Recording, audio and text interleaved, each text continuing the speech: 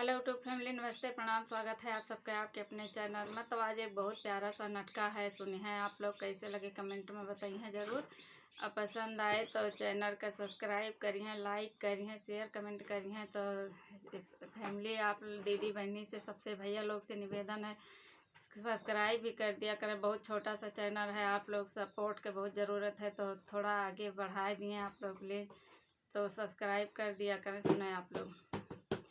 अकेले घर मारही के का करी ब्यारा जाया, अकेले घर मारही के का करी ब्यारा जा।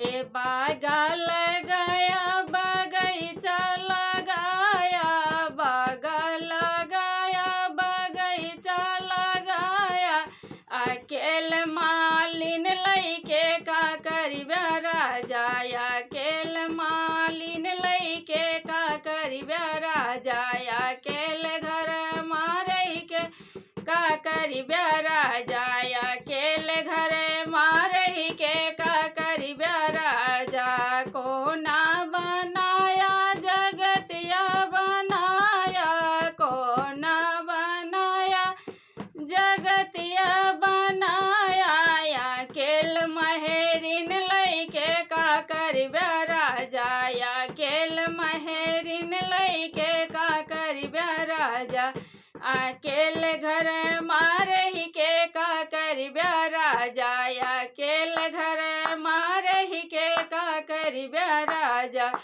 महला बनाया दो महला बनाया, महला बनाया दो महला बनाया, हे लड़ी का बचाया कौन हवाया, लड़ी का बचाया कौन हवाया, अकेले बंगला लइके का करी ब्यारा जाया, अकेले बंगला लइके का करी ब्यारा जाया, अकेले घर मारही के का करी ब्यारा जाया, अकेले घर मारही के का करी ब्यारा जा।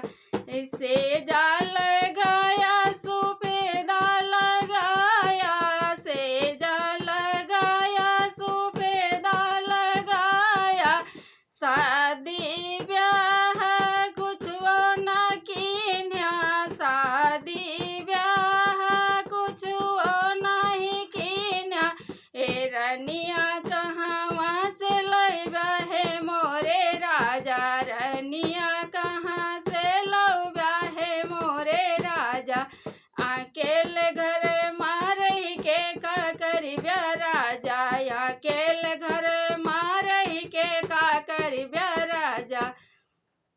तो कैसे लगे आप लोग का दोस्तों, एक बताइए, बहुत प्यारा सा है। सब चैनल का सब्सक्राइब करिए, लाइक करिए, बने रहिए अगले वीडियो के लिए। बाय।